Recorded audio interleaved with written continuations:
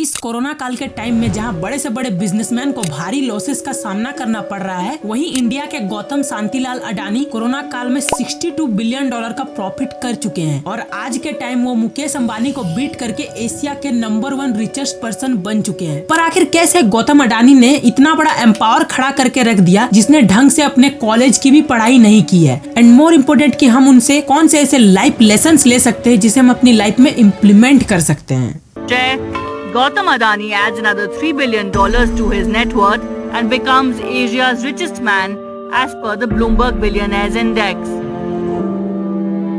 गौतम अडानी का जन्म 24 जून 1962 को अहमदाबाद के एक मिडिल क्लास फैमिली में हुआ था। उनके फादर का एक छोटा टेक्सटाइल का बिजनेस हुआ करता था, जिससे उन्हें पैसों की कोई प्रॉब्लम तो नहीं होनी चाहिए थे, बट उनके फैमिली के मेंबर ज्यादा होने के कारण उन्हें पैसों का इशू होता रहता था, जिसके कारण गौतम अडानी ने अपने अर्ली एज से पैसा कमाना शुरू कर दिया था और इनका कभी भी स्कूल की पढ़ाई में मन नहीं लगता था। ये जान चुके थे कि जहाँ इन्हें जाना है वो इन्हें स्कूल नहीं पहुँचा सकती। तब इन्होंने 16 की एज में ये डिसीजन लिया कि वो मुंबई जाकर अपना खुद का बिजनेस स्टार्ट करेंगे और सिर्फ कुछ पैसे लेकर वो मुंबई गए। वहाँ उन्होंने कई साल डायमंड फ्लिपिंग के इंडस्ट्री में काम किया। जब इन्हें डायमंड फ्लिपिंग के इंडस्ट्री के डेप्थ तक के नॉलेज में जानने के बाद इन्होंने अपना डायमंड फ्लिपिंग का बिजनेस स्टार्ट किया और इससे इनका अच्छा खासा प्रॉफिट होने लगा। बट ये फिर भी सेटिस्फाइड नहीं थे, इन्हें कुछ और बड़ा करना था। तब इन्हें मिली एक बहुत बड़ी अपॉर्चुनिटी। रिसेंटली उनके ब्रदर ने एक छोटी सी प्लास्टिक कंपनी को खरीदा था,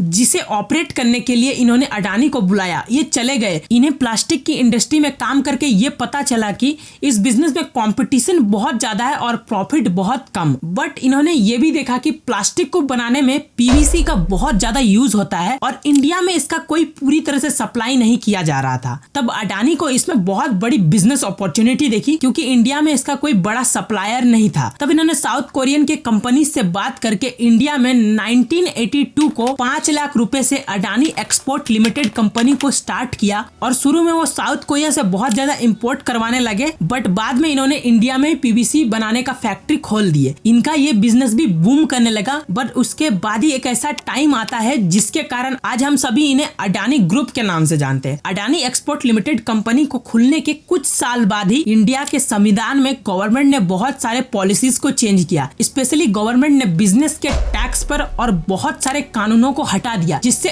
इंडिया के बिजनेसमैन को अपने बिजनेस को एक्सपेंड करने में बहुत ज्यादा आसानी मिली। और उस टाइम इंडिया की इकोनॉमी फास्टेस्ट ग्रोइंग इंडस्ट्री में लगी हुई थी, जो इकोनॉमिक लिबरलाइजेशन ऑफ इंडिया के नाम से भी जाना जाता है, जिससे अडानी के बिजनेस को एक्सपेंड करने में बहुत हेल्प मिली। 1994 को गवर्नमेंट ऑफ गुजरात ने ये अनाउंस किया कि वो मुंद्रा पोर्ट को आउटसोर्सिंग के लिए देंगे और अडानी को वो कॉन्ट्रैक्ट मिल गया, जिसके कारण अडानी पोर्ट को भी शुरू किया। और आज के टाइम अडानी पोर्ट इंडिया की largest private multi port operator बन चुकी है। इसके बाद ही अडानी ग्रुप ने हर तरह के बिजनेस में अपना हाथ जमाया और आज के टाइम अडानी ग्रुप हर घर के तेल से लेकर बड़े से बड़े एनर्जी के बिजनेस तक में घुस चुकी है। आज के टाइम अडानी ग्रुप के under Adani power, Adani gas limited, Adani export, Adani Wilmar और कई सारी कंपनीज अडानी ग्रुप ओन करती है। सो ये भी एक बहुत मेजर रीजन है जिसके कारण उन्होंने मुकेश अंबानी को सरपास किया है। जहां मुकेश अंबानी की ऑलमोस्ट नेट वर्थ उनके रिलायंस और कुछ बिजनेसेस से जुड़ी हुई है, बट गौतम अडानी के नेटवर्थ के सोर्सेस कंपैरेटिवली मुकेश अंबानी से बहुत ज्यादा हैं, जिसके कारण पेंडेमिक जैसे सिचुएशन में भी गौतम अडानी के नेटवर्थ में ज्यादा फर्क नहीं पड़ा। सो यही थे कुछ ऐसे रीजन जिसके कारण 2022 में गौतम अडानी एशिया के रिचेस्ट पर्सन और पूरे वर्ल्ड में रिचेस्ट पर्सन की लिस्ट में 5th नंबर पर आ चुके हैं। आपको क्या लगता है कि गौतम अडानी इलॉन को फ्यूचर में बीट कर पाएंगे कि नहीं? कमेंट में जरूर बताना। एंड अगर वीडियो पसंद आती है तो hit the like button. See you in the next video.